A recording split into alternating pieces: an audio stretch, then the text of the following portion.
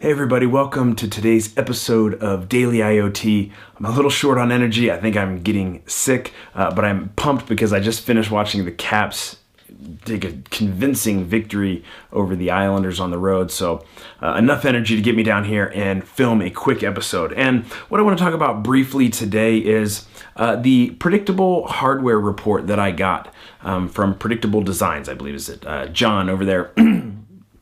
And just going through some interesting things here as I'm going over the report. The report is basically an Excel spreadsheet with a bunch of different tabs that covers things like, let's see, I'll just give you the tab names. There's production cost, timeline, electronics, dev, mechanical dev, package development, certifications, manufacturing setup, scaling considerations, and cost savings ideas that he gives you. And so just a breakdown of all of the things that you need to think about when you're making a product, all laid out very well.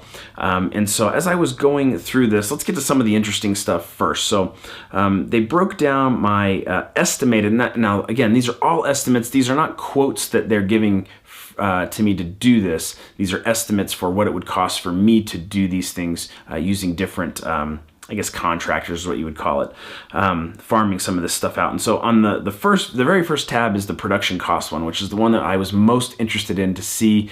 It was really just to check my math. I wasn't completely in the dark as to how much creating something like this was going to cost, but I wanted somebody who has a lot of experience to, like I said, check my math and just make sure that I wasn't completely off my rocker on my thoughts of how much it would cost. And so he does a breakdown of what it would cost to do 100, 1,000, 10,000, and 100,000 units, and then a couple of part suggestions.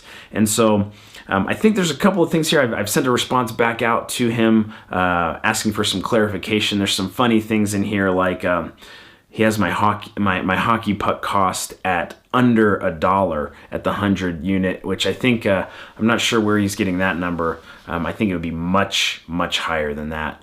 Buying licensed pucks to bore out, and so there's a couple of things that I've got questions out to him. I'm hope to hearing back tomorrow. But anyway, getting to it, the total landed cost. Now this includes everything: the parts for the product, things like final product assembly, testing, scrap rate, returns, freight, warehousing. Like he's including everything in this that you need to be thinking about. And so the total landed cost that he has at 100 units is $42.73. Again, I think that's low because the puck cost is off, and there's a couple of components that I feel like are missing here. Again, questions out. But somewhere around there, I expect it to be probably closer to $50 or $60 landed cost, maybe even a bit higher.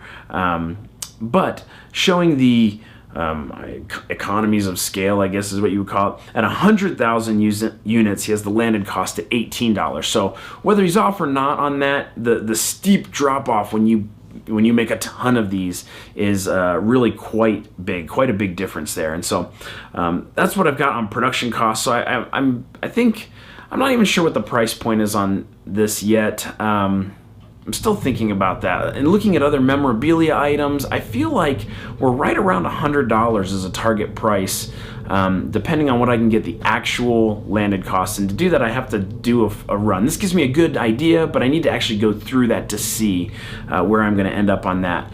And so one of the things that I really enjoyed about the report is this timeline tab. And it has timelines of like, oh, this is the design schematic circuit with bill of materials, design printed circuit board, get independent design review, which is something he highly recommends, which I think is a great idea. If you get the PCB design, pay to have that reviewed by somebody else. It's kind of like getting a second opinion with a doctor. And so things like that. The electronics dev is all of the designing of the schematic, PCB, and all that other stuff. One of the things he does in the report is he has a low cost, a typical cost, and a high cost estimate. And then he gives actually suggestions, supplier suggestions to go through for some of these things.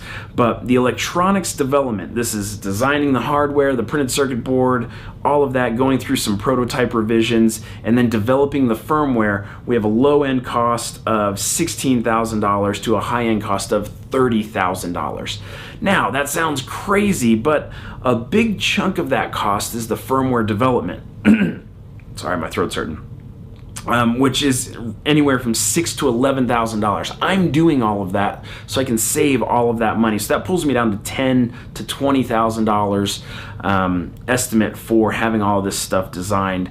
Similar stories. I'm not going to go through every single one of these tabs. And just a lot of things to consider. The certifications tab talks about things like UL, FCC, ROHS for lead-free, and even mentions things, I learned something. California requires lead-free if you go through a distributor or a retailer. If you're selling from a website, people from California are free to buy it if it contains lead. And so you don't actually have to have the lead-free listing. Now, I would like the product to be lead-free, but to actually have it certified as ROHS, you're gonna have to pay. And like he says, that's gonna be anywhere from $750 to $1,250 to get that certification. Things like UL listings.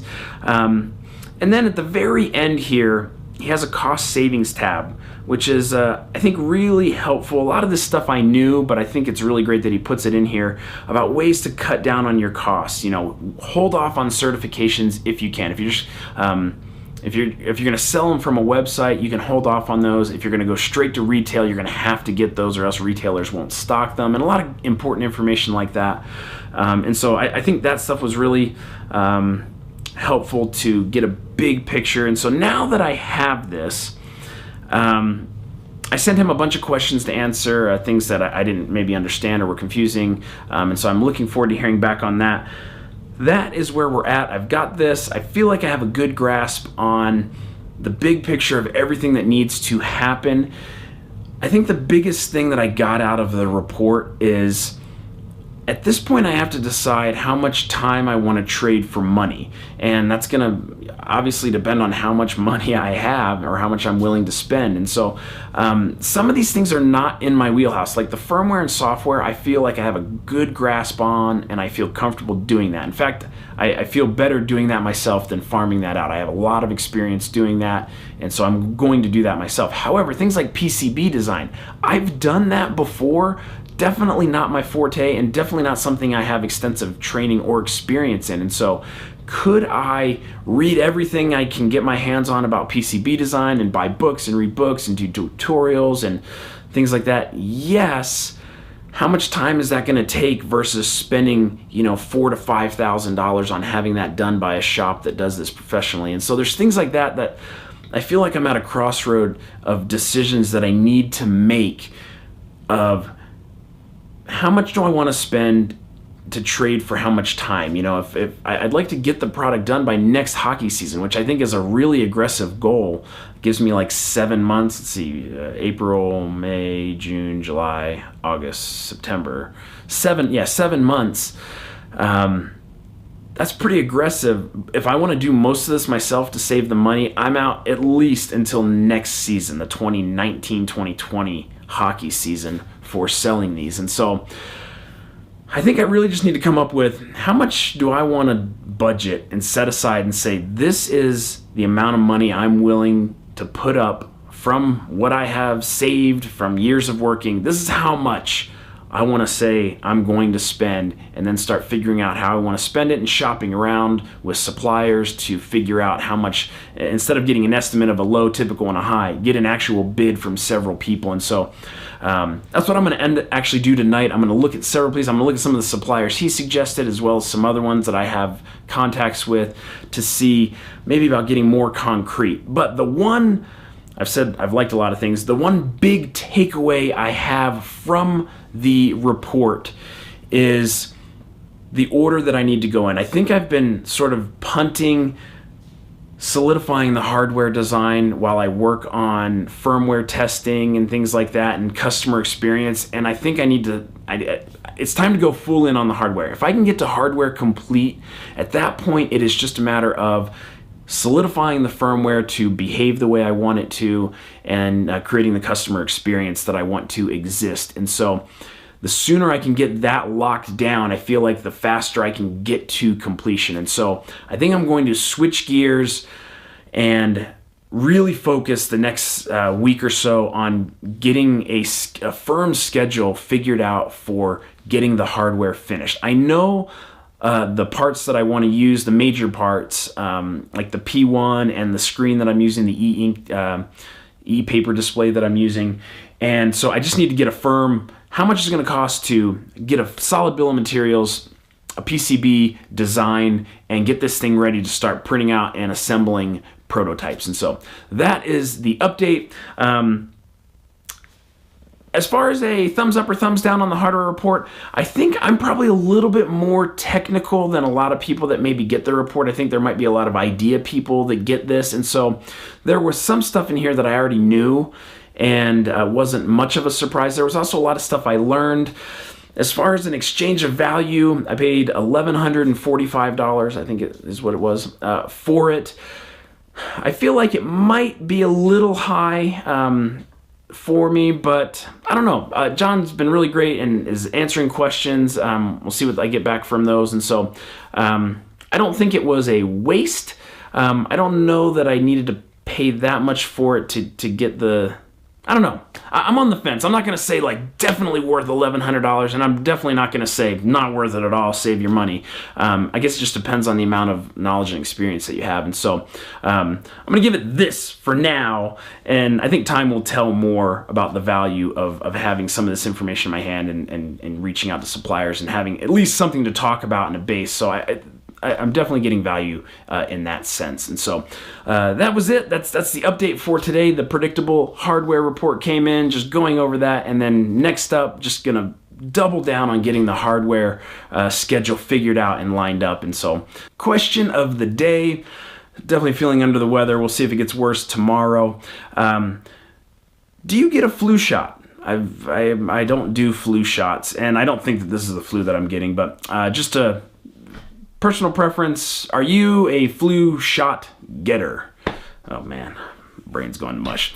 Thank you so much for watching. I appreciate it. Until Monday, I hope everybody has a great weekend. I'll see you back here on Monday.